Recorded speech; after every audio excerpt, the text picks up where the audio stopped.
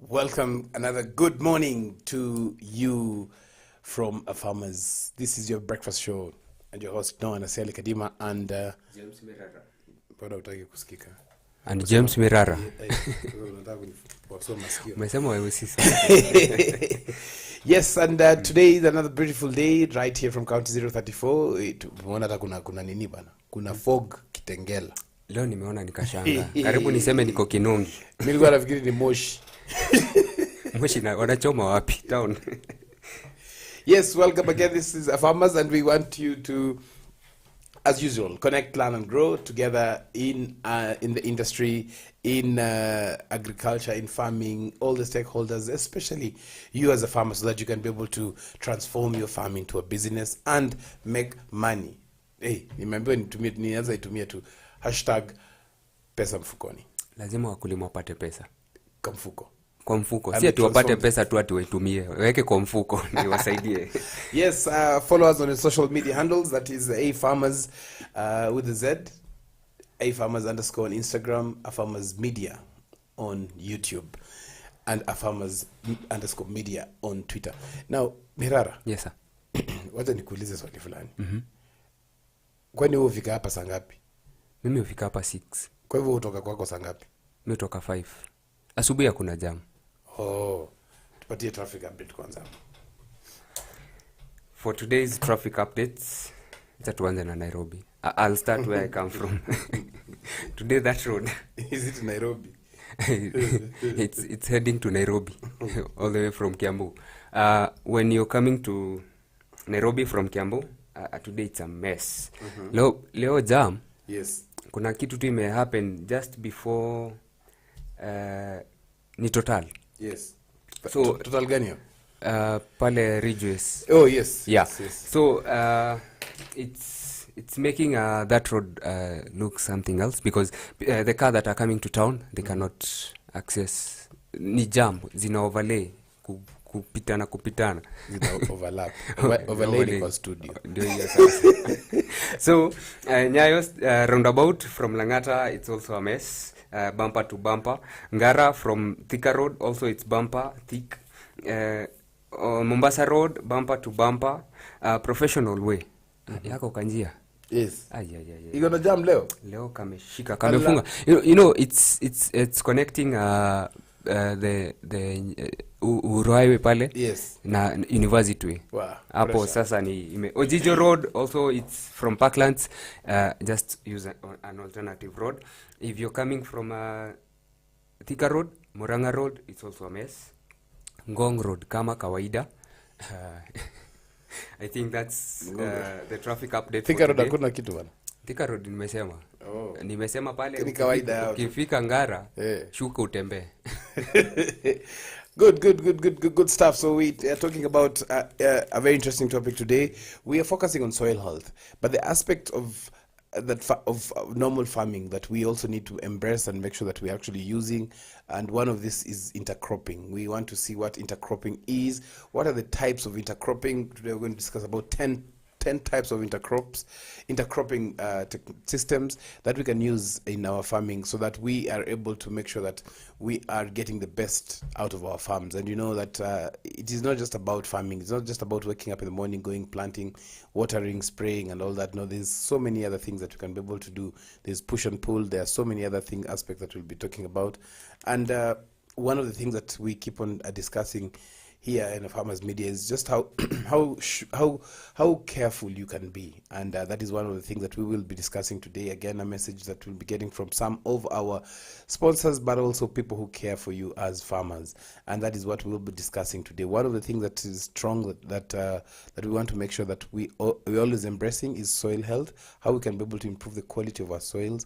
How we can be able to use products that can help us make sure that our crops are actually coming out stronger, building stronger roots, and that we can be able to make sure that we are actually doing the right thing. So one thing that we would like to mention as we start off is just a campaign that we've been running for close to 2 months now, a campaign that has actually brought in a lot of insights, you know, and these are insights that we have got that have helped us I've actually seen that those insights have helped us, especially as farmers. You know, mambo ya the vaccine, the COVID vaccine, what are the do's and the don'ts? You know, we've had a campaign that we've been running, and we will be getting an expert in studio hopefully tomorrow or the next day, so that we can be able to just to make sure that we understand properly what the vaccine is all about, despite the challenges that have been there at the moment.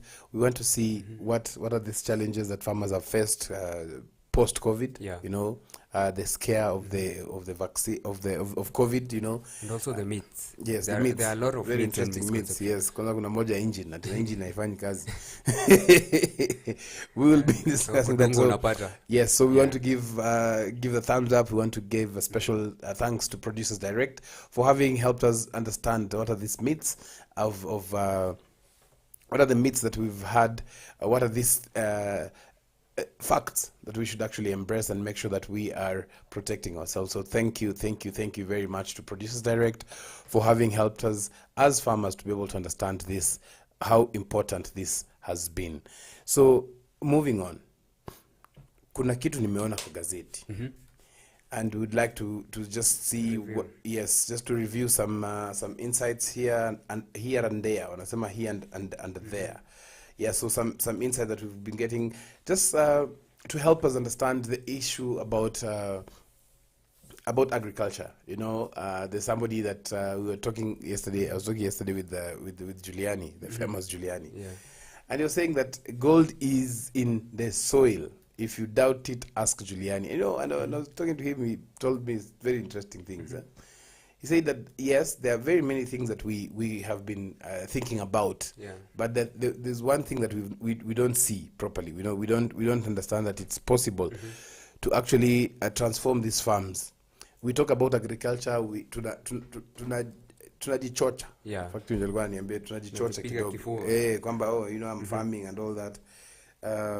But when you look at it that critically, see, ni uongo tu. Ni uongo tu kwamba watu wanasema ati you know there's agriculture. But if we don't look at our soil, kuna vile, there's no way, you know. So one of the things that we want to see that is in the dailies is a very interesting campaign, the Farming is Cool campaign that Julius Owino, aka Giuliani, has been actually trying to fight. You know, it's a poverty eradication. He's actually a poverty eradication ambassador, Amiran poverty eradication ambassador, and he's saying that if we can be able to embrace agriculture, when you know, it can bring a very big change, a very big change, especially from the young people. You know, actually today I was thinking, why are a lot of youth, or so many youths are chasing the white collar jobs, and they have lands. Lands are okay if your parents don't have lands, you can lease. Actually, leasing land in Kenya, it's one of the most affordable, by the way. It's the especially if you're doing farming. It's the most affordable. I think youths, myself included, ni mafunzo. Ni mafunzo. You get the right education, the right training. Information is power. True. Information is power. Now you see, when you don't have information, yes, kujitoa uhanga. Yes, so that's something else. Another thing in the Business Insider Daily, in Africa, it says that there are 10 ways Africans can make big money from food and agribusiness. We'll also touch on that in a short while. Kenya now wants to use solar panels to boost crops and harvesting the sun twice. Yani wana harvest na pia wana process. Very interesting. Something else is that in the Business Daily that it is running is talking about how Kenyans could increase its dairy sector production. We'll talk about that in a short while. But something that is very interesting is that we're looking at some of the so-called politicians, you know, that are actually doing a lot in agriculture. One of my favorites as a farmer, is actually Gladys Boss Shuley, who has actually said that she found a lot of peace. She found a lot of peace in her dairy farm. I saw she does dairy farm. Yes. And she produces a lot of milk. Yes. And also beef. And it's very interesting because there are also some other people who does that. Yes. And she gives the story to inspire. Yes. She's very dedicated to what she does. Oh, she does, and she when you see her at the farm, you know, some of the images when you see her at the farm, it's very interesting. Yeah. She forgets that she is, she even goes to the salon, you know. Yeah. And she does a brilliant job. She's employed experts, you know, that's something else that we'll touch on it today. Yeah. In terms of if you want something from your farm, you need to make sure that you're also working with experts. Yes, get the qualified experts on the farm as well. Don't just pick someone from a reserve or up country. What is reserve? Hebu sema reserve na Kiswahili. Ocha. Uko ocha, unatoa mtu ocha alafu unamleta. He doesn't know anything. The only thing he knows ni kupalilia na kupanda. Yes. Na hajui, yesterday we were talking about record keeping. Yes. Ukiuliza mtu kama huyo, yes. A bit they have bit of knowledge. Yes. Let me say that. Yes. A bit of knowledge on how to keep records, on how to follow those stuff. So qualified personnel in your farms, they are very important. Very, very important, you know. And if you don't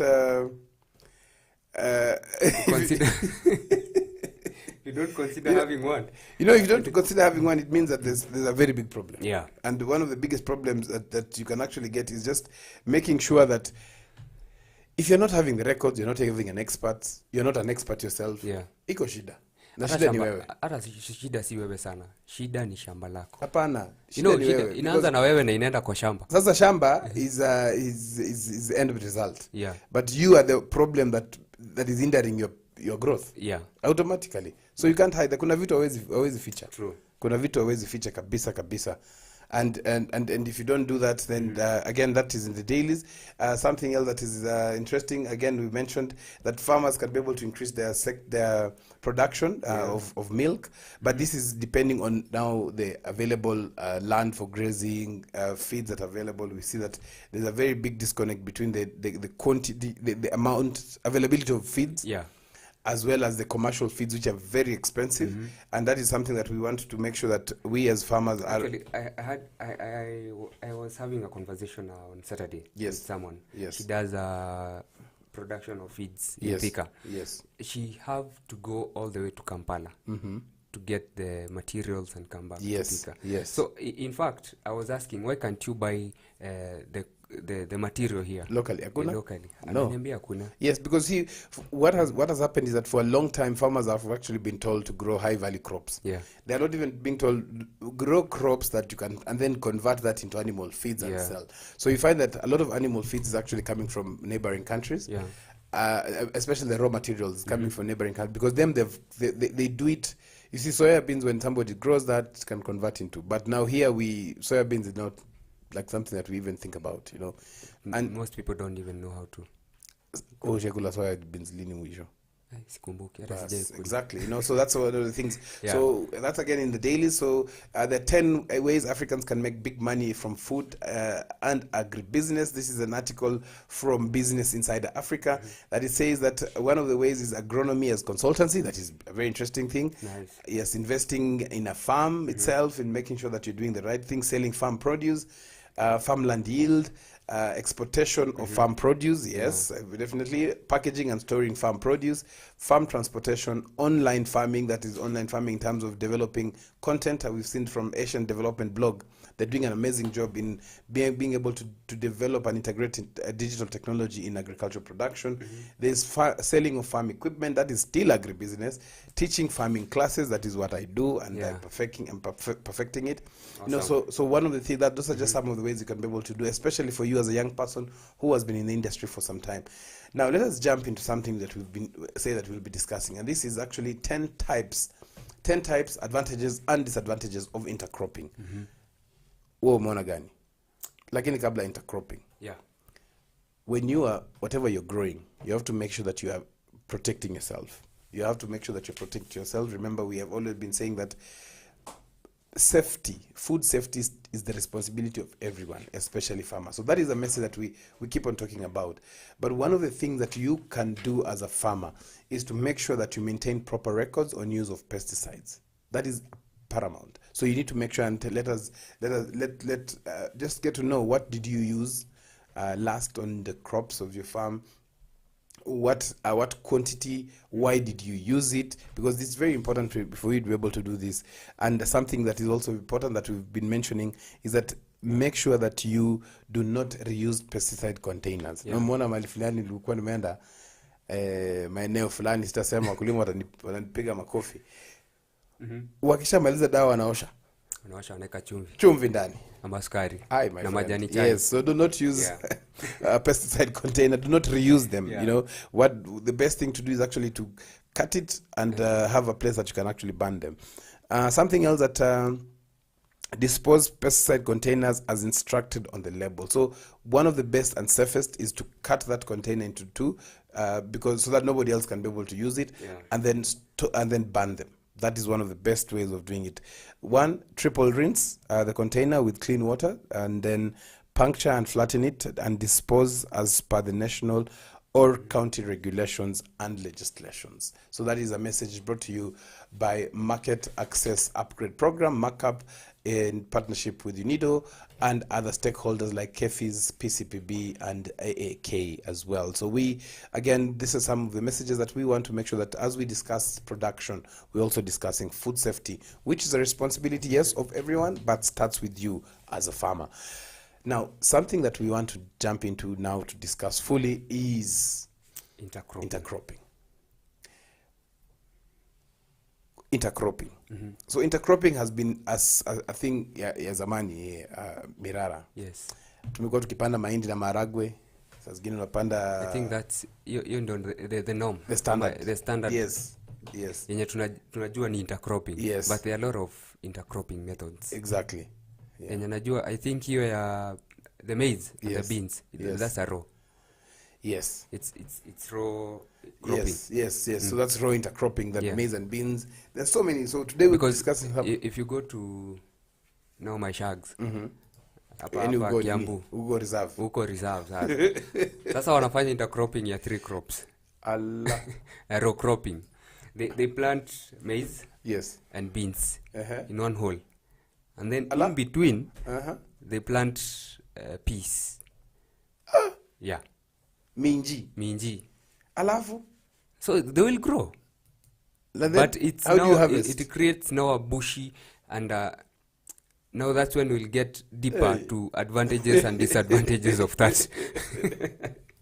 That's what most people do. Yes. Even in Nakuru, I've visited some farms, and you find that's what they do.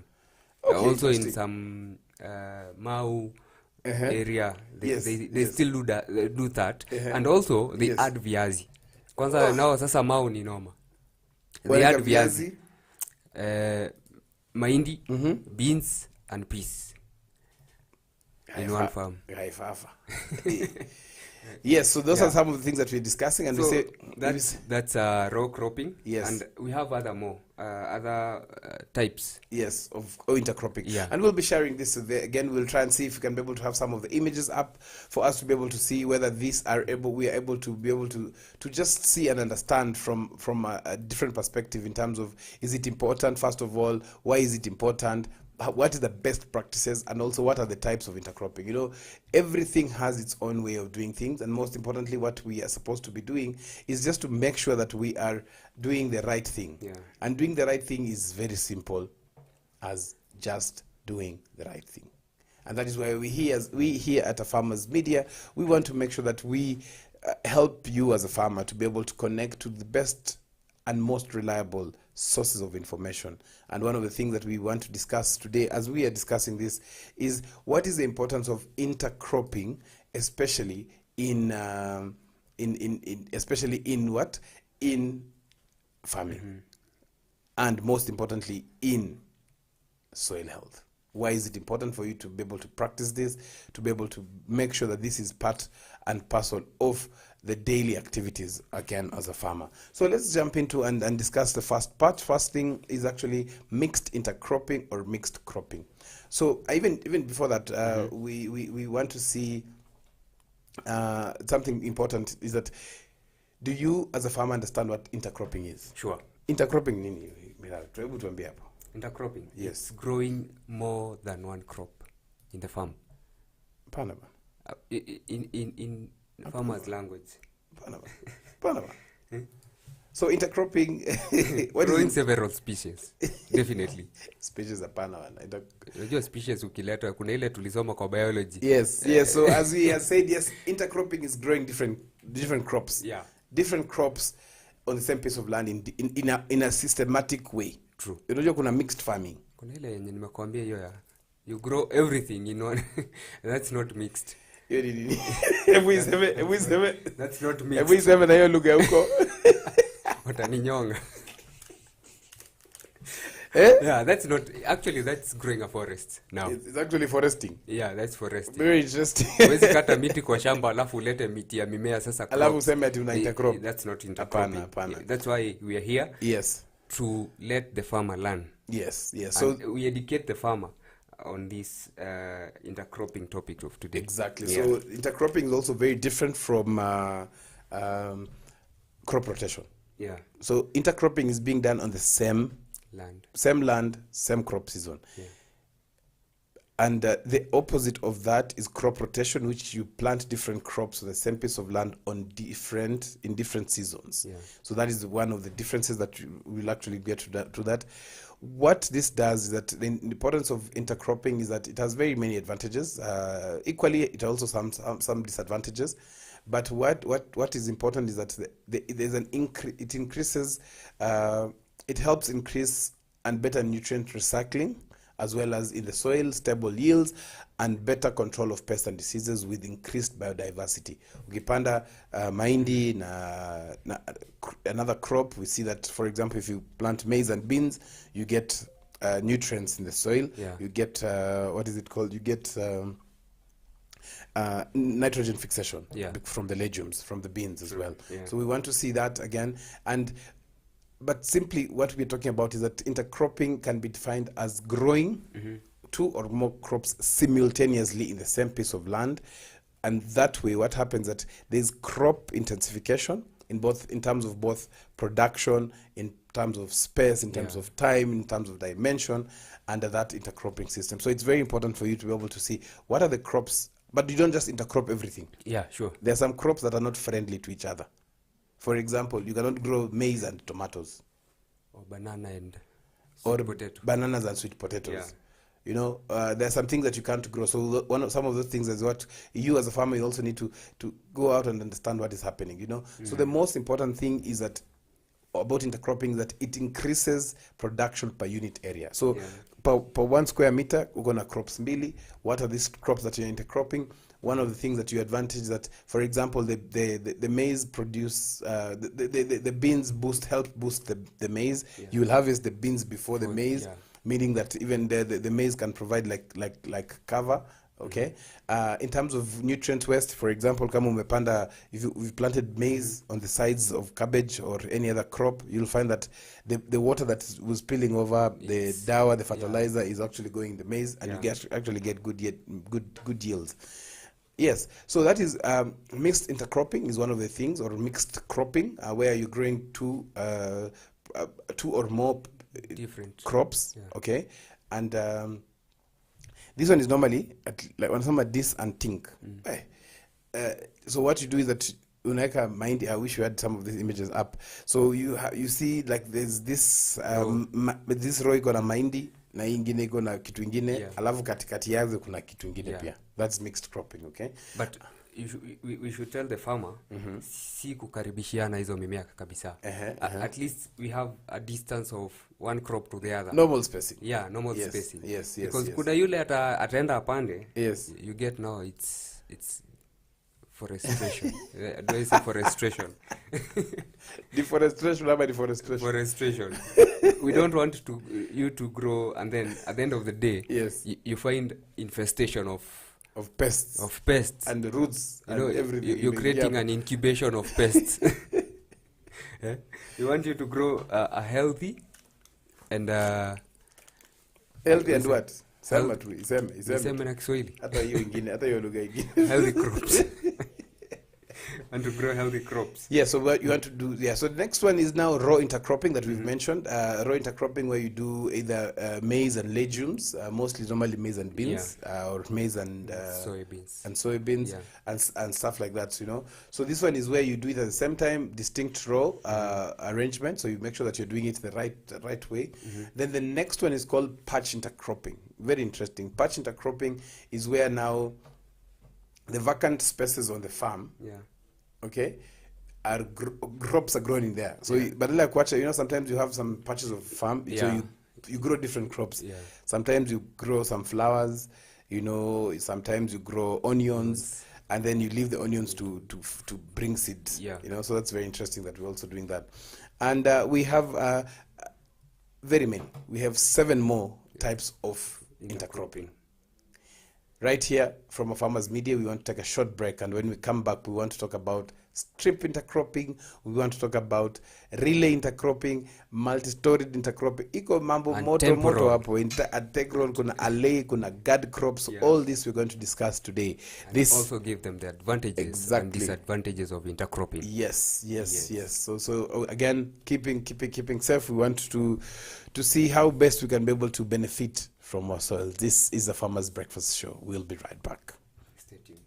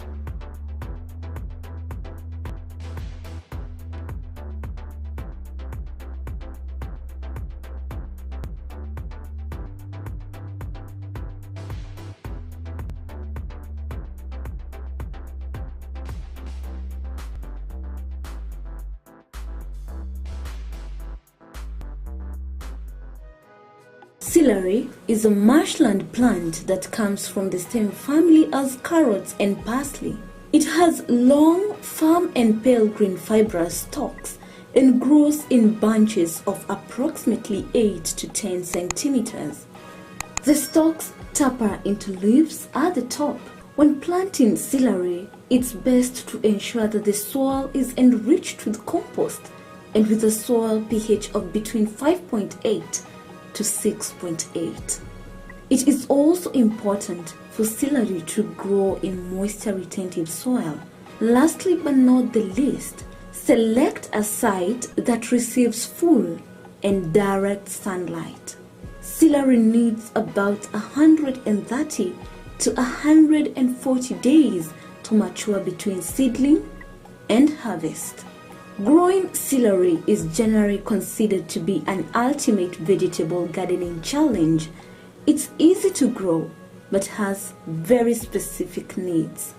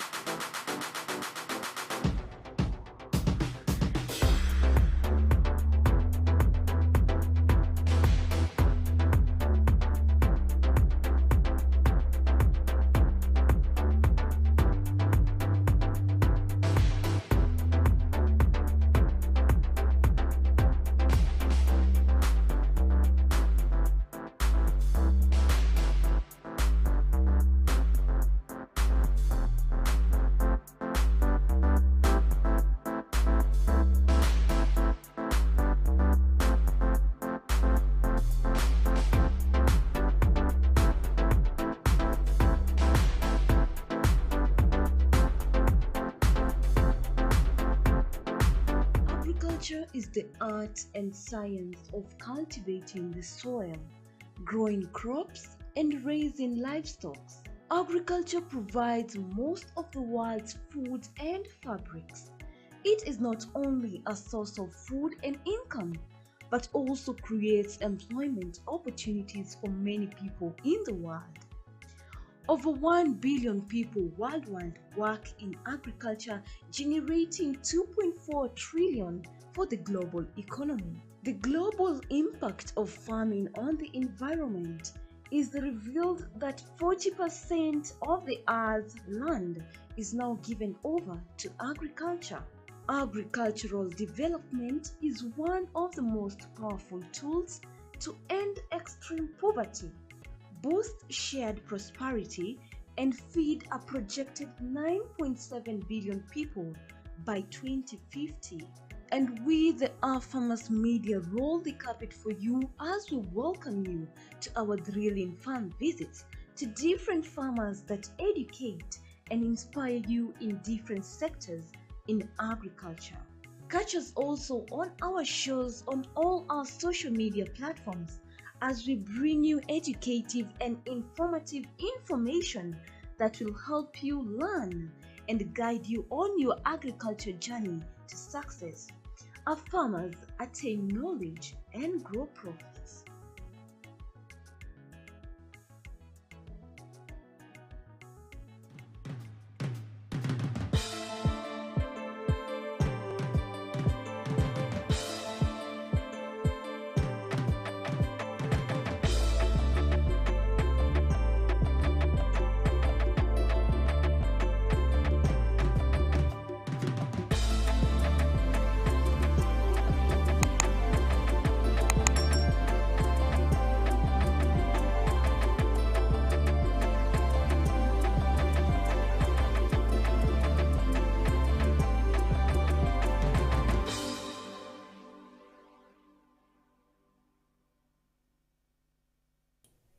Welcome back again to a Farmer's Breakfast Show right here from County 034, and we are discussing about intercropping.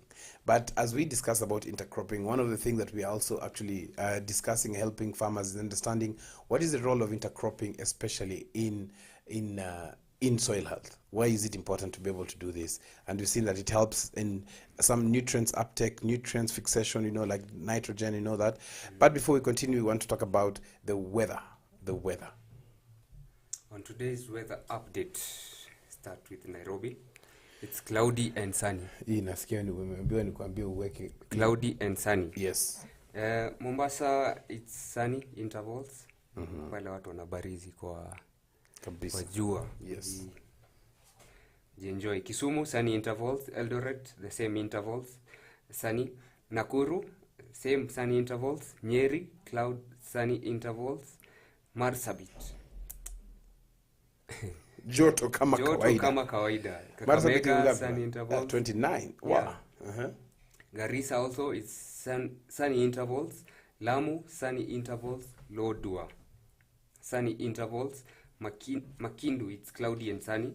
Malindi, sunny intervals. Mandera, sunny intervals. Moyale, sunny intervals. Voi, cloudy, sunny intervals. Wajir, it's sunny. Sunny. I don't know if we have the image of the weather, yeah. Of the weather. I don't know if our director has the image of the weather as we look at that. You've said Marsabit is hot. It's very hot. Yes. Actually, the intervals they are ranging from. It's actually not ranging. It's 29. Yes. It's very hot. Yes. I think. Tutengenezee mic kidogo hapo. Itabidi tume. Alafu weke karibu na wewe. We were at Machakos now. Machakos, sunny intervals. It's ranging.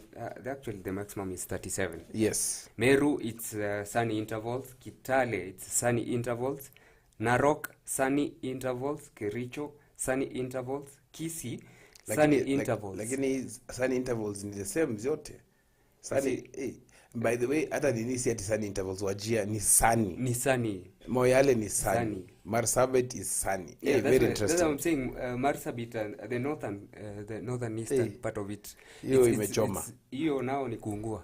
If you go there, carry some cape.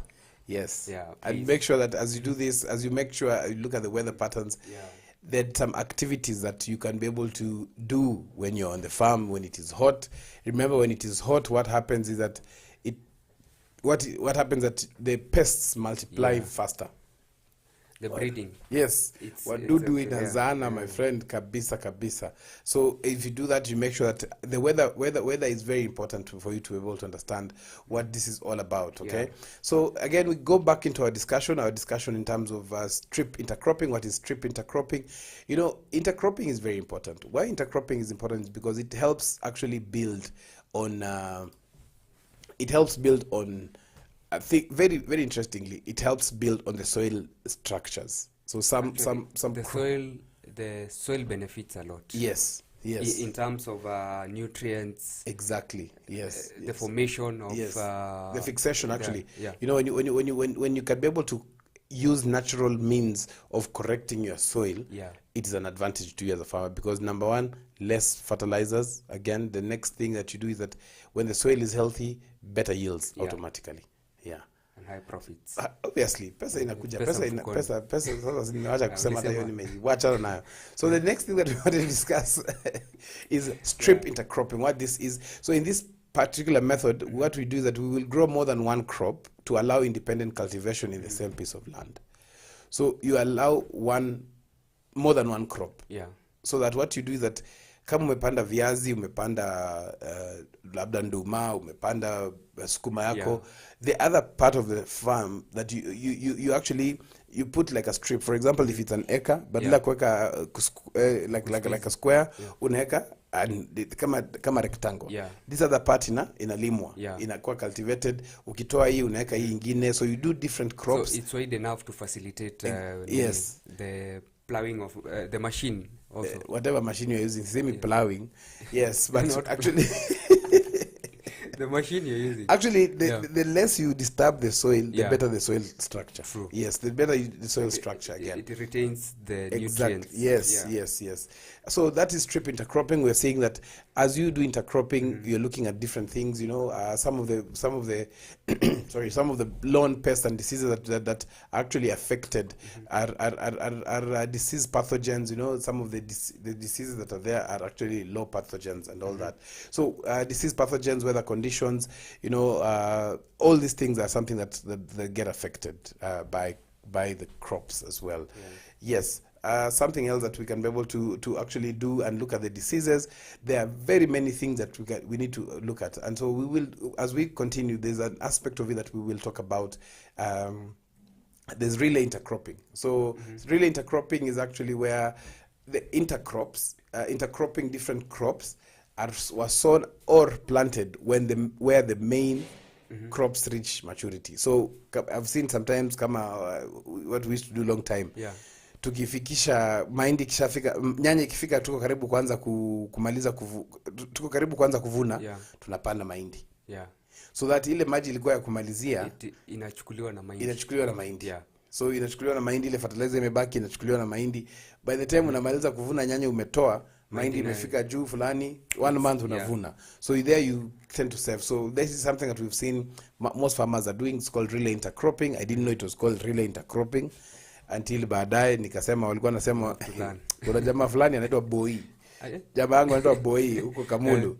Alinifunza mambo mingi. Intercropping. Yes.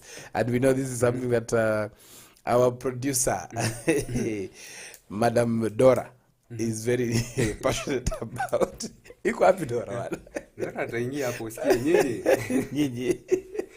Yes, we also have guard cropping. Kabla guard cropping. Kuna moja inaitwa parallel. Hiyo parallel nilikuwa nataka tumalize. Unajua mimi nitasema parallel. So parallel intercropping is something very interesting that both selected intercrop and main crop. So there's a main crop. Even intercropping kuna ile main crop and then there's the intercrop. Yeah. So they have different growing habits. So one could be one that actually has, they don't compete for resources. Yeah. So that is the thing. So if one is a tuber, the other one doesn't have very heavy roots. Yeah. You know, they are not from the same family. Again, you cannot grow tomatoes and potatoes in the same family. Yeah, or together. Close. By the way, you cannot grow that and say you are intercropping. You cannot intercrop maize and They will be and competing. onions. Hata nikwambie story. Kuna wakati fulani Nenda shambani. nilienda shambani. Tulikuwa tumepanda kitunguu. So nikaambia the farm manager, not farm manager, hiyo ndakuwa nimemharibia jina. The guys at the farm wapande mahindi around the block ya kitunguu. 2 weeks later kufika. Hii mambo ya telephone farming ni mbaya.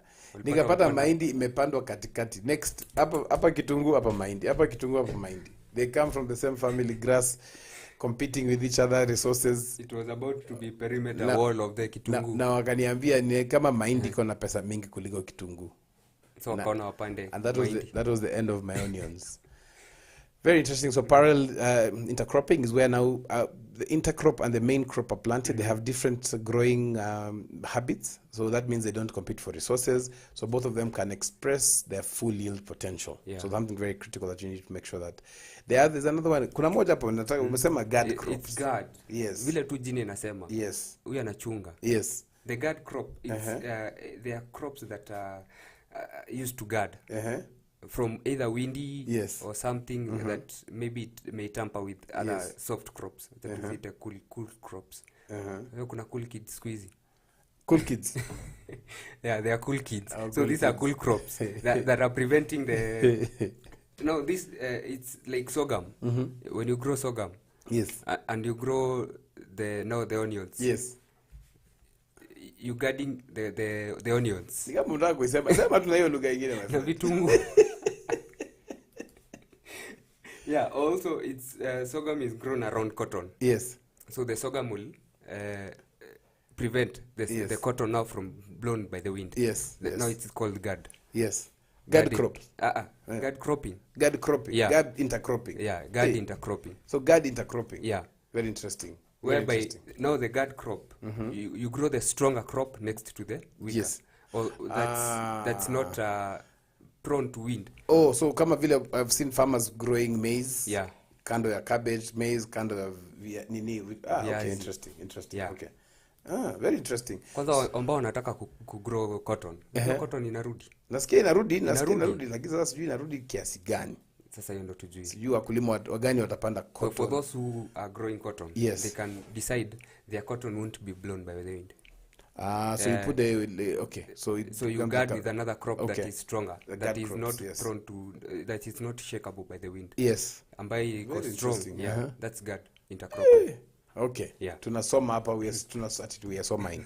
Tunasoma hapa kabisa. Intercropping, actually there are very many advantages. We are just talking about the types first, and then we will get into the advantages and the disadvantages. Exactly. And those disadvantages, yes, there are many, but we will also see how best we can be able to make sure that we are benefiting from this particular ways of growing our own crops, making sure that we are successful, making sure that we are improving whatever it is that we are doing, to make sure that this is something that I can say for sure we can actually benefit from, you know. And so we go next. Ingine ni gani, Virara? Kuna push-pull intercropping. Push-pull.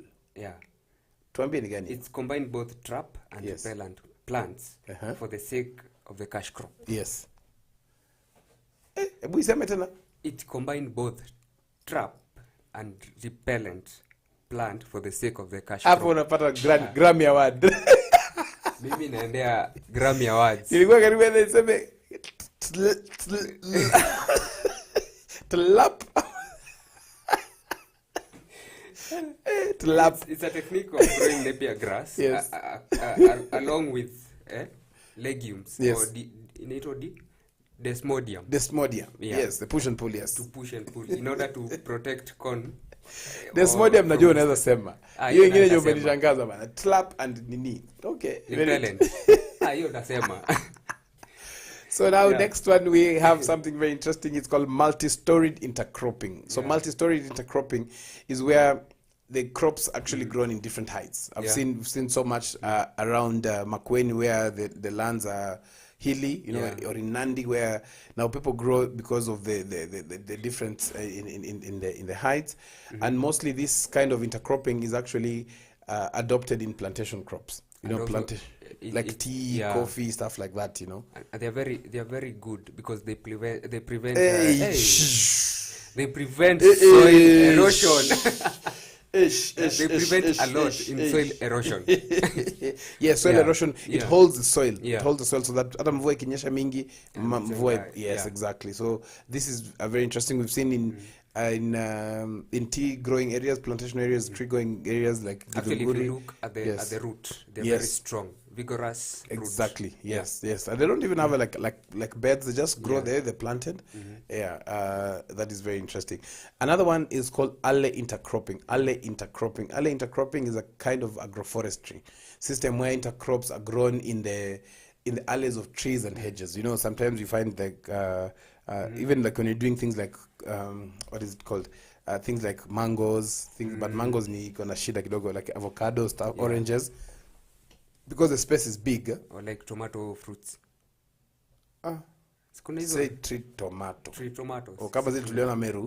Zile Pale za Timau. Meru, Wacha niliona akigrow sitasema ni kwa kina Brian. ana grow vizuri. Ana grow hizo na Cabbage chin, exactly. So that is what is alley intercropping. Yeah. We've also seen that oranges, you can do other cover crops on the lower part because there's like 6 meters, 7 meters apart. You don't just let that land bare. You can actually do alley intercropping here. Also, the benefit of that is Yes. if you're growing crops that are need of much water. Exactly. It's shaded and Inasaidia yeah, hapo. it absorbs the humid. Yes. Yeah. So hiyo maji inaenda kwa machungwa, ile the one that spills over goes to the crops. So that means that you're using the same amount of water probably and growing two crops, meaning better returns. So umesema kuna trap. Hebu sema trap. Ama niseme trap. Usikunywe kahawa tena my friend. Nachoma ulimi. Trap. So trap is where now you get some crops that actually help prevent other diseases and pests. For example, marigold, Mexican marigold is a very interesting one. We've seen you can actually get the seeds from Stakayas. It's called Mexican marigold. So they are intercrop between main crop and to trap various pests and diseases. Kama ukipanda hiyo wakati pale umepanda kitunguu, it helps trap some of the pests. Actually, they save the farmer a lot using a lot of pesticides and chemical application. Exactly. Yes. Actually, that is the best one because farmer won't be spraying a lot. Exactly. So it saves on the part of buying pesticides and other chemicals application for the farm application. Yes. And so those are the advantages of growing trap crops. So as you see now, here we're not talking about trap intercropping. We're talking about trap crops. So crops that help trap some of the pests, some of the insect pests as well. The next one is called filler cropping. Filler cropping is a very interesting one because this is actually where you get when the crop is still young, you know, what you do is that the main crop is actually, remember when you're doing intercropping, there's a main crop and there's an intercrop. So the intercrop is the one that gives a solution. Okay, so the filler crops, when the main crop is under at a young stage, then you get other crops that come in which help you earn more money. So this one is normally like for orchards. For example, when you're doing something like orchards, yes, as we mentioned earlier, we talk about things like what? Things like oranges. I'll talk about avocados because that's what is in the market now. The berries family. Yes, berries is very sensitive. Some type of berries. Some like the ones outside offices, yes. But now you find that when you're doing things like avocados 7 meters by 7 meters, kuna hiyo space. 7 meters by 7 meters is a lot of space. Hata vile nilipanda avocado nilikuwa nafikiria nasikia uchungu, this space imeenda empty. You're wasting the land. Yes. So what you do is that you can have now smaller crops. Unaweza kama chungwa hapo.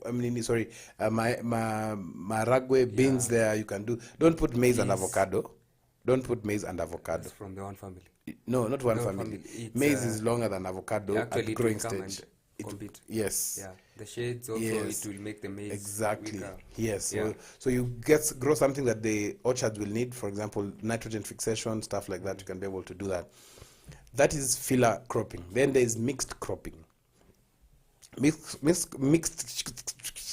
Mixed cropping is where now again more than one crop. The most interesting is that the seeds from different crops are mixed Yeah. and sown and broadcasted. Tuliambiwa kwamba kuna wakati huko nyumbani huko reserve. The last time nilisikia reserve, it's my dad was really that word. Mirara ametuambia huko kwao hiyo ni kama hiyo mixed cropping wanafanya, wanachukua maharagwe, mahindi na minji, inawekwa ina broadcastiwa. Lazima umix na ukoroge vizuri. Na uongeze maji. Lakini si mnatumianga maji mingi sana kupika. Kuna kupika, kuna kuoga, kuna tukana ya kupika kwanza. Kama lita ngapi? 20? Sasa hapo mimi sijui. Pana. Mtungi lita 20 naye ni sufuria moja. Wow. Yeah, very so interesting. mixed farming, Yes. actually it helps crops also in strengthening Yes. the other weaker ones. Yes. Also prevent like the ones we were talking on early. Yes. From the wind. Yes. Not early, from the guard. From the guard, yes. Yeah. Yes. They protect from the Yes. strong winds also. Yeah. Yes, very interesting. We will be sharing a poll in the next few minutes, or just to ask whether you practice intercropping and stuff like that, so that we can be able to get down and understand much more about it. So those are the main intercrops. Again, as a way of a recap, we have seen that we have 10. We have the mixed intercropping, we have raw intercropping, we have patch intercropping, we have strip intercropping, and then we have temporal. Kuna temporal and the clap. Yeah. Alafu Guard. kuna relay intercropping, kuna guard intercropping, multi-stored, push and pull. Yeah. Kuna alley. Leo nasema. Alley. Are atake. Kuna trap cropping, mixed cropping, and filler cropping. We've seen those are now 12 different types of actually intercropping techniques that you can be able to adapt as a farmer and get better. So we will get to understand what are the rules, and we'll be sharing this on the screen in the next few minutes. But before sharing this on the screen again, we want to reiterate and make sure that the importance of intercropping is not just for you to get more money. The most important thing is for you to be able to, yes, get money, definitely, because you're transforming a farm into a business, but also the soil structure and the composition of the nutrients. All that is what is coming in as an important way of doing this. Not forgetting the soil health. Exactly, not forgetting the soil health. And we'll be looking at what are some of the crops selected that you should be able to differentiate. You grow them different families of crops to avoid various pests and diseases. And we will be seeing what are some of these pests and diseases that intercropping helps with. So one of the things that you need to make sure you understand is that we have different types of diseases, different types of diseases, and these different types of diseases, both for the soil, and these are pathogen related, and then we have the pests, so those are some of the things that we say when you do intercropping, it helps you reduce on this as well. So again, it's always a pleasure to be able to make sure that we as farmers, we make sure that we want you to be successful in your activities as a farmer, in your activities as an agriculture expert, and because of that, we have something that we'll be sharing from farmers networks, where we will be talking about what is this software that you as a farmer can be able to use, but most importantly, you as an expert, what you can be able to do to get in touch with farmers and be able to offer them services. We will be talking about that in a few minutes again, as well as we continue talking this discussion. Kuna wakati tumepanda mahindi, miwa huko Mumias. Sasa miwa ikakatwa. Kwa nini katwe? Kawaida tu inakatwa, inakatiwa chini, inabaki hapo kama ikiwa isha grow. Yes, kama forest. So I asked my dad, so what next? My dad said you have to wait for another 1.5 years to harvest, plant or to harvest again. Unajua ukishakata now it's inaendelea tu kutoka. Nikamuuliza hapana bana, haifai bana. Another year. He said hapo ndio pale tumefika. Nikamuuliza hapana, is there anything else that can be done? Yeah. So my dad said hapana. In fact utakuwa unaharibu shamba. Yeah. Nikamwambia aje, how do you spoil the shamba? Ilikuwa miaka yangu ya kwanza kama ninaanza kulima. And what was very interesting is that I said no, let me try and something. So I tried 2 crops. At that time I didn't know I was intercropping. Yeah. Uliona tu na grow crops. Bora inaleta. Yes. Yeah. So what I did is that very interestingly, nikachukua maharagwe, Yes. viazi, Yeah. Irish potatoes, waru, na pamoja na njugu. Yeah. So what I did is that vile miwa iko hapo katikati, on this side nilikuwa napanda maharagwe. Mbona maharagwe nimekaa kwa akili yangu. Nilikuwa napanda viazi. Utakula beans. Hata nimeona Ivona anatuangalia hapo. On this side ilikuwa viazi, Yeah. on this side ilikuwa njugu. And my dad was able to harvest I think 6 bags of njugu and close to around 70 bags of viazi. Na miwa bado ilikuwa inaendelea. Sasa sikuwa nimemwambia my friend, my dad and his farm. Yeah. So what happened is nikamwambia, alikuwa niambia twende nyumbani, twende reserve. Yeah. Twende reserve. Yeah. Namwambia ngoja kidogo. Twende reserve, namwambia ngoja kidogo. So mimi nimeingia kwa shamba yake, nimepanda viazi na njugu na that's not something he likes. Uvune. Sasa nikaambia wa jamaa, I got some guys to go and buy from Bungoma, wakaenda kununua. Sasa kumbe wa jamaa walikata fence yake bana. Sasa siku ile tunafika na niangalia. What happened? Kwani hii miwa imekuwa namna gani? Kwani hawakukata the last time?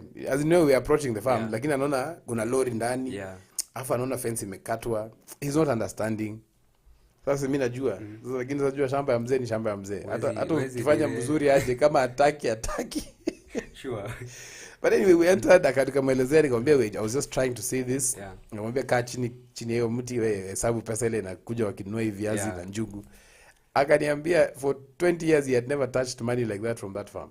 Because sugarcane was something that, and it's still there, Yeah. but it has not been regulated well, the varieties are very old. Sasa mzee akaniambia, hata siku hiyo mzee, my dad gave me pocket money, lakini nilikuwa mzee kidogo tayari hata mimi. Again siku mind pia.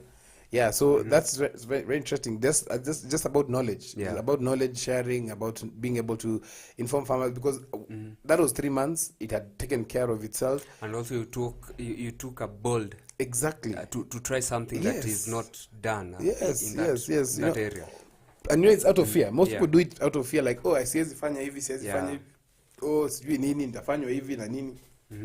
Just do it, okay? Now, very interestingly, as we are discussing this, we're talking about something very, very, very interesting, that you need to make sure that you, as a farmer, is taking care of yourself. And we have seen that there have been different myths that we have been hearing, especially about the COVID vaccine. And today, it's not the end of our campaign with Producer Direct. It's actually one of the things that we're actually mentioning is that we have been running a campaign for close to 3 months now. About COVID sensitization of farmers in taking the COVID vaccine. One of the things that we have seen that is important for you as a farmer is to remain healthy all the time. We know that as much as COVID infection rates has reduced, we are not yet out of the woods, and so we still keep on protecting ourselves. If you can go and get the vaccine, you stand a better chance of actually preventing the high infection rate in your own body, in your family as well. So take care and protect that. And with that, I want to thank Producers Direct and Masico Agrifin for actually having sensitized farmers to be able to do this. It has been a pleasure, and we still continue helping you, sensitizing you farmers to protect yourself throughout whatever activities that you're doing, so that you can be safe. A safe farmer is a healthy farmer, is a safe and healthy nation. We are going to a short break, and when we come back, we touch on now what are the benefits, what are the roles of intercropping, what are the advantages, what are the disadvantages. This is a Farmer's Breakfast Show.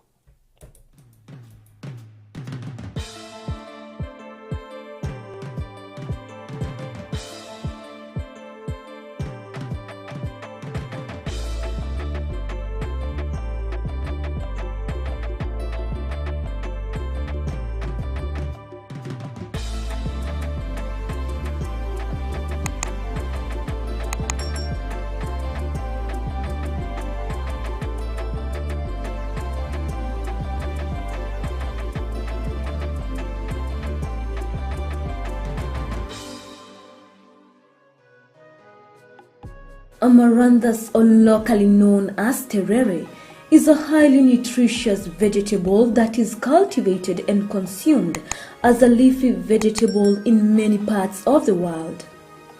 It's easy to grow, matures fast, as it takes an incredible shorter period than most traditional crops. There are many species of Amaranthus, with some green and others red in color. When growing Amaranthus, ensure the soil is well drained and rich in phosphorus, and most importantly, ensure the seeds are well distributed to achieve an even spread when establishing a grain Amaranthus field. Amaranthus is especially loved for its tender leaves and for their healthy dose of ions, vitamins, and a range of minerals.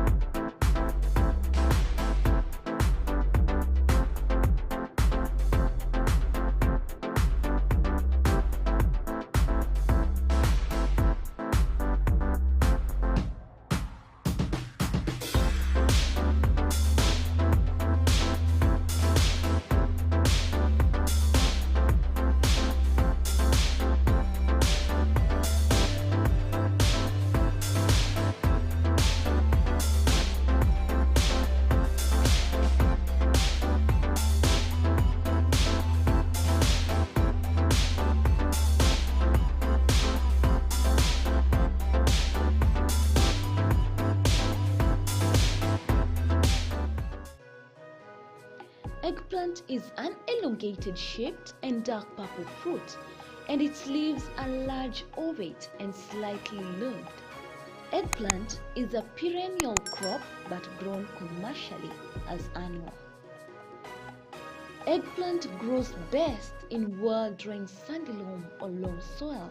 The soil pH should be between 5.8 and 6.5 for best growth. Eggplant requires a regular watering and steadily warm growing conditions. Mahindi yamekuwa chakula kikuu katika sehemu nyingi za ulimwengu na jumla ya uzalishaji wa mahindi kuliko ile ya ngano au mchele. Mbali na kuwa mahindi ni chakula, pia hutumiwa kutengeneza ethanoli, chakula cha wanyama na bidhaa zingine. Kunayo mahindi ya gume, mahindi ya ganda, yani popcorn, mahindi ya unga na mahindi matamu. Mahindi yanalimwa sana kote ulimwenguni na kiwango kikubwa cha mahindi hutolewa kila mwaka kuliko nafaka nyingine yoyote. Shamba la mahindi linaweza kutayarishwa kwa kutumia njia za kawaida au za kilimo cha uhifadhi.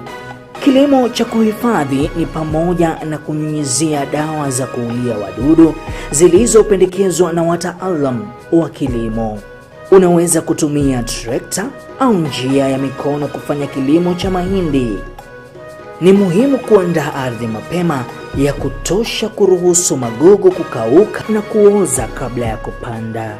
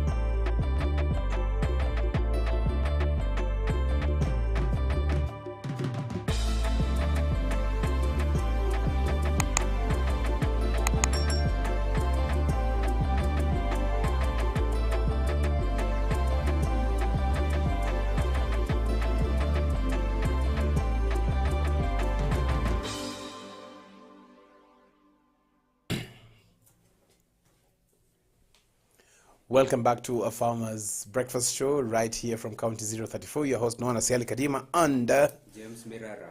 James Mirara. Hebu sema sauti tena tusikie. James Mirara. James Mirara, mtu wa reserve. Anasema ni kwao ni reserve. So we want to discuss something very interesting. We have some pointers that we want to discuss, as we were mentioning about intercropping. Yeah. About intercropping. So we have some rules that have to be followed, and those rules, we'll be sharing these rules on the screens in a few minutes. And very interestingly, that yes, everything has its own rules. Everything has its own rules. So we are going to start discussing this. And basically what we are saying is that caution has to be ensured while selecting the crops for doing intercropping. Number one, different growth habits, duration, root growth, taxonomical families, to be able to understand what are these things. So as you can see on your screens right now, we have a few things that we have to make sure that we are doing. Grow tall growing crops along with bushy crops. That is a given. We've seen that as we were seeing the tree tomato and the cabbages. We see maize and beans. So make sure that tall growing crops are actually grown along bushy crops. The small short crops. Bushy crops. Yeah. Then select shallow rooted crops as intercrops in deep rooted crops. So shallow rooted crops could be probably something like maize, okay, and then now use capsicum. But again, when it's things that have flowering, try and avoid crops that are flowering at the same time. The maize flower up there is normally very dangerous, so if you can avoid that, that's fine. Then something else that you can do is that look for long duration crops. Should be intercropped with short duration crops, definitely. Well, panda mahindi na maharagwe itatoka, beans will come out before the nini. Yeah. Tuambie moja hapo bana. Tuambie hapo moja.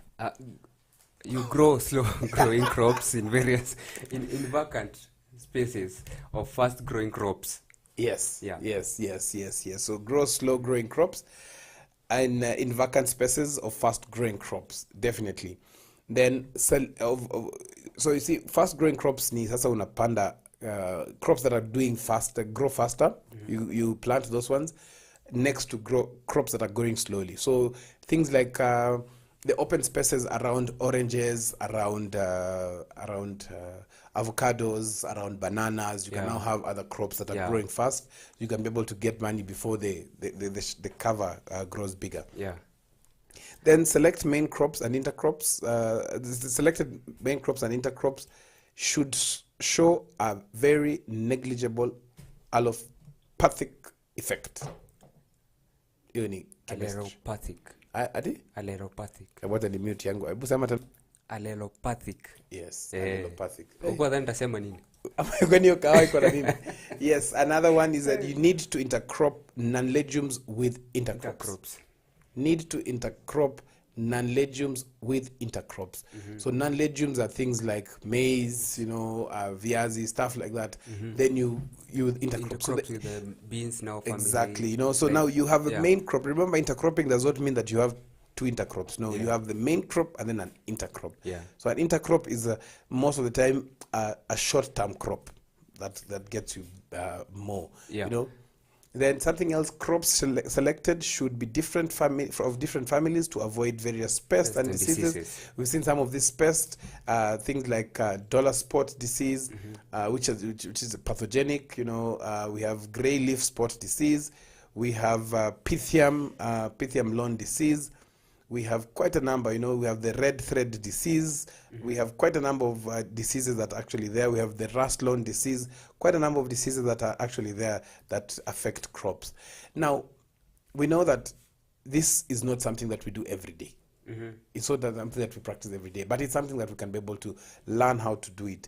This one is courtesy of farmpractices.com, where it's giving us some of this information about intercropping. So the next one we want to discuss, obviously, the advantages. We want to see what are these advantages. Before we give them advantages, yes, I think benefits and advantages comes together. Yes. Yeah. So benefits and advantages. Yeah. Sijakuelewa hapa. Umeniacha question. Benefits and advantages. Yes. So we are doing benefits and advantage of Yeah. intercropping. Yeah. Very interesting. So that is one of the things that we want to talk about in detail, and Mirara will take us through this part of it and just get to understand what are these advantages of intercropping, what are the benefits of intercropping, as we will be sharing that on the screen in the next few seconds as well. I think for the benefits or the advantages, we have several. The first one being better utilization of growth resources like nutrients, lights, and moisture. Yes, kabisa. And having nutrients, lights, and moisture, that's the major use of what plants need. What plants need. The second one, we have mitigate losses. It helps mitigate losses where the failure of any one of the components crop occurs. Yeah, this helps in reduction of losses. I'm trying to curb the light of what I'm reading. So the failure of any of the crop may occur. This. Yeah, so that's very interesting. You know, mitigating the losses when the failure of any one of the component crops occurs. You know, we have. So something else that a farmer can get extra yield from one unit area. Something interestingly also is that we can be able to achieve better weed control by growing intercrops as well. So those are some of the benefits that are there that you as a farmer can be able to see. We can also achieve a better weed control by growing intercrops. Yes. By controlling weed, we say there are some of the weeds that grow on one crops, but controlling by planting intercrops, it helps on controlling those weeds. It minimizes the chances of soil crust formation. This is where we say it helps on soil formation and soil nutrients uptake. It also mitigates losses. I had read that. Intercrops will also enhance soil fertility. Definitely. Mr. No. Yes. On soil fertility, yes. I have remembered something. Yes. We had something we were talking about. Okay. On Omnia. Yes. Yeah. Yes. So the very interesting thing that when it comes to soil fertility, that you can actually be able to factor. And as we talk about intercropping, we're talking about soil health. Yeah. And soil health is something that's very critical. And one of the things that in partnership with as we discuss about this in terms of soil health, in partnership with Omnia, what we are saying is that there are few things that we can be able to make sure that we are doing right. And one of the things, first of all, is testing your soil. Make sure you've tested your soil. Yeah. Make sure that you're actually using products that can be able to help you, your crops, be able to establish proper root formation. Remember, what we're talking about is the base now. What we're doing is that when you're intercropping, one of the things that you're actually focusing on so much is the root base. Leaves, yes, will come, but now if the root base is strong and you're intercropping well, soil structure is good, nutrients uptake is fantastic, automatically you get better yields, as we are discussing that. So that is something that from Omnia Fertilizers, they have a product called Chrysoveta, which I think is something that every farmer should be able to have. Yeah. And then after that, you make sure that you actually take up with Megacal-P, where it helps reduce some stress levels of the plant. Something else that is there as an advantage is that it provides shading and physical support to some crops. So when you have the higher crops, the taller crops, what happens, they provide some shade, and that way then the production is actually even much better. Then it also provides extra income for farmers automatically. Definitely, it actually it adds that. It also provides daily needs for the farmers. That's an advantage, a very good advantage. But in general, intercrop will also generate extra employment for agrarian people. Yani sisi tunaitwanga agrarians. Not only doctors, ni agrarians. Very interestingly. But everything has its positive, everything has its negative. And so we want to talk about some of the negatives so that it helps us understand what are these what are these disadvantages that are there? We So have what are the several. yes, we have several, and we'll be sharing that as well in the screen. But just before sharing the negatives, what first of all, before sharing the negative, there's some advantages that we forgot to actually mention that are very critical, and one of them that we want to make sure that it also helps us in the soil health is controls soil erosion. Yeah. So soil erosion is something that we know it happens either by wind or rainwater, runaway water. It's something, so when you do the cover crops, when you do the intercropping, any loose soil that is around cannot be taken away because it's actually being picked up by something, okay?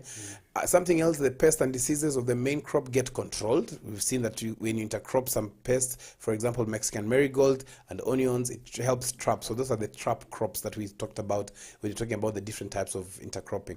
Something else that is also important is ecological stability. We are maintaining the ecological system that we have. So that is very critical as well. Something else, cultivation practices for major crops will also supplement the requirement for the companion crops. So those are the advantages, quite a number of advantages we have seen, but at the end of the day, intercropping helps you to be able to get extra income as a farmer. Tunataka kuona how tunaweza kuongeza pesa to be able to transform that farm into a business. So what are these small things that that can add value to you as a farm? Yeah. So now those are advantages. We've seen the benefits, the advantages, and the rules. We will do a recap of this. But now let us talk about the disadvantages, especially if you don't follow the rules. We'll be sharing that in the screen in a few minutes. The disadvantages of intercropping are there. They're there. Sometimes intercrops work as alternate hosts for various pests and diseases. We've seen that happening. That is true. That is true in terms of some of the intercrops. They work as alternate hosts. So when you spray fall armyworms, probably they jump into something, but since they can't eat that thing, they go back to the main crop as well. You know, so that's something to be able to watch out, and that means that you have to do a lot of scouting. Yeah. The advantage is that not all crops are intercrop friendly. Yeah. So make sure that you also understand which crops are intercrop friendly. We'll be sharing that on our social media platforms as well in the course of this week. Differential maturity and sometimes harvesting may become a problem. So sometimes you've intercropped maize and tomatoes, and now you cannot harvest ingia harvest tomatoes. You have to kanyanga zingine and zingine ziende hazara. Yes, exactly. You know, so that's something that you also need to make sure that you also watch out for. It's something that yes, it's an advantage. It's everything has its advantages and disadvantages, but we also need to make sure that we understand what is this, what is the advantage of this. The next one is it becomes difficult to control various pests and diseases, because sometimes when you're spraying, you have to spray here and make sure that it is working well. Then you also have to make sure that when you're spraying, you don't overspray. For example, you're harvesting something, you're harvesting something else. You have to make sure that, oh yes, as you're harvesting this, you also make sure that you cannot spray this at the same time that you're spraying. And also on spraying, I tend to assume maybe you're spraying some pesticide or insecticides on one crop, and maybe it will affect the other crop. Exactly. So that's why we're saying it becomes difficult to control pests and diseases. Yeah. The other thing is that it helps intercropping as a labor-intensive practice. Yes. Yeah. Yes. So definitely. So there's something that we talked about, allelopathic. You know, and what is allelopathic effect? This is an effect on a plant. These are the effects of a plant on the development of a neighboring plant through the release of secondary compounds. So that way you have to make sure that what you're intercropping is very important. So so there's allelopathy,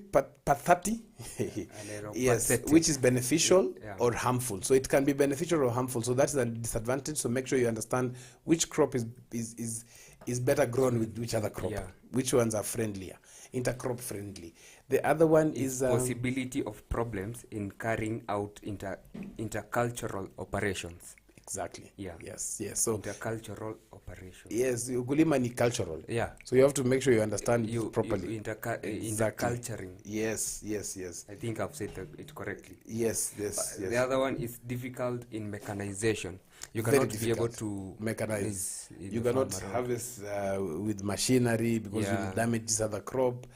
When Or rather, you won't harvest anything. exactly. Yeah. You see, what intercropping is supposed to be doing is supposed to be an advantage to you. Yeah. So make sure that you understand exactly how it's done. Yeah. You know, when it comes to drip irrigation and you're intercropping, some crops require specific spacing. Yeah. Others require smaller spacing. For example, onions require 15 centimeter or 10 centimeter drip lines.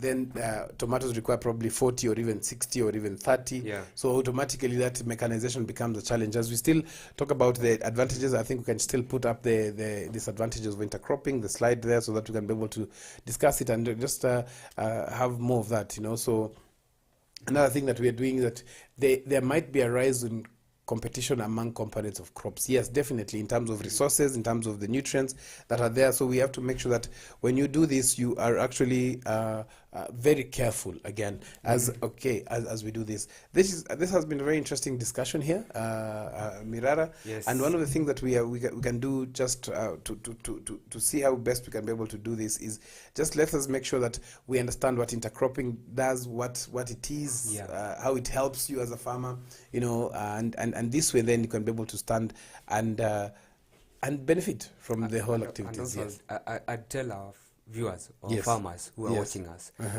to research on which crops is intercropped with which. Exactly. Not just intercropping crops Yes. which are not intercropped. Yes. Intercropped. Ateke. Ateke. Umesema nini? The crops that are not intercropped. Are not intercropped. Yeah. Crops that are not intercrop friendly. Yeah. Hey, where? Yes. So just as a way of a recap, we have seen quite a very interesting discussion. Some of the great learnings that we keep on getting, you know, we've seen that there's mixed intercropping, there's raw intercropping, kuna trap cropping, kuna trap crops, kuna patch intercropping. We have seen that the strip intercropping. One that really made me get excited about this is parallel intercropping. You know, one that now the crops grow, but they grow with different, there's no competition. Yeah. You know, so that is interesting. Don't grow crops don't intercrop crops with that compete for resources. Like, both of them have deep roots, both of them are tubers. You are growing ngwashe and waru are the same. Ngwashe and waru are two different things. Yes. Sweet potatoes and Irish potatoes grow in different. See, we call our producer calls them mapuoni. Hey, my friend. You know, I was looking that name. I was like, okay, mapuoni. What's mapuoni? Google is your friend. I'll check it. Google is your friend. We also have push and pull cropping. Yes. Alley repellent. Yes. Eugenia. Yes. And also the last one we have guard cropping. Yes. And those are the types of intercropping. Yes. And we've seen quite a number. You know, mixed cropping is also very interesting. Make sure that there's also one for the one for what is it called? The alley, the one that grow in between trees and hedges, very important as well. Multi-storied, the undergrown, and in plantations like tea and coffee plantations, very interesting that you can be able to use this. We've seen the rules. I'll just mention probably as a way of a recap, probably 2 rules: grow tall growing crops along with the bushy crops. Standard what you should do: grow slow growing crops in vacant spaces or fast growing crops because of the spacing that is required. And most importantly, you need to intercrop non-legumes with intercrops. So if you have non-legumes, make sure you grow them with legumes. Another one is select species with similar water needs. Exactly. Yeah. Yes. And also avoid grouping crops of the same family to mitigate pest invasion. Yes, exactly. Don't grow potatoes and onions and tomatoes. Don't grow tomatoes and capsicum. That is not intercropping. That is now looking for money. Also consider allelopathic properties. Kabisa. Don't forget that. Yes. Allelopathic. Yes, so that they don't bring. Leo niko na vocabulary ya kumaini. Nashangaa chunga tu usiume ulimi. Takuta brand. Yes. Select plant from physical support, both from physical or maybe from birds and stuff. Yes. To allow them grow stronger. Exactly. Yeah. Yes. As we do that, also some advantages. Just picking on a few, it helps control soil erosion. Soil erosion is controlled.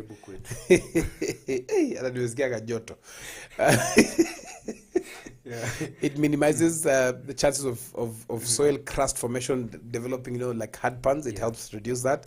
A farmer can get extra yield from the unit area, from a certain unit area. Something important, 3 other benefits. Number 1, extra income for you as a farmer, provides daily needs for you as a farmer, and also helps create employment in the industry. Can I as add well. something? Yes. It's also helped in reduction of chemical or fertilizer fertilizer application.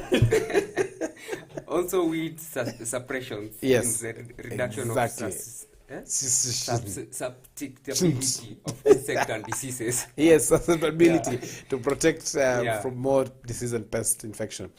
The disadvantages, a few that you can be able to make sure it prevents mechanization. It not prevents, but it's difficult to mechanize an intercropped field. And something else, the allelopathic again effect that we've seen. Then there might be competition in management when you want to harvest this. Probably this other one is still at a very sensitive stage. So make sure that you also observe that. And also improve implements. Yes. Or mechanization. Exactly. It's difficult to use. Very difficult. Very difficult. And also harvesting. Harvesting is a bit difficult. Shida. So if you intercropping, check the crops that are intercropped. Friendly. Intercrop friendly. Yeah. Yes. Don't forget that. Yes. Last words. Keep safe. Be safe. Fantastic. Yes. And so it is time for our farmer's breakfast proverb of the day. And the proverb reads, "He who knows not one thing knows another." So he who knows one thing knows another. You don't have to know everything, but at least you know something. Very interesting. This has been a Farmer's Breakfast Show. We love you. We want to leave you with something very interesting. You as a farmer, if you are in Eldoret, courtesy of Omnia Fertilizers East Africa, on 10th of March, in a place called Serikwa Hotel, one of the most famous hotels in Eldoret town, Omnia Fertilizers will be having a launch of the cereal farmers to talk about their products, soil health based on the product that they have. So make sure that you are there from 1 p.m. to be able to understand what happens there. What does Omnia Fertilizers, what do they have? And this is brought by Omnia East Africa. For more information about this, you can actually call Doris on 0715 773 043. This again has been a Farmer's Breakfast Show right here from County 034, and we want you to continue connecting, learning, and growing together. See you tomorrow, same time.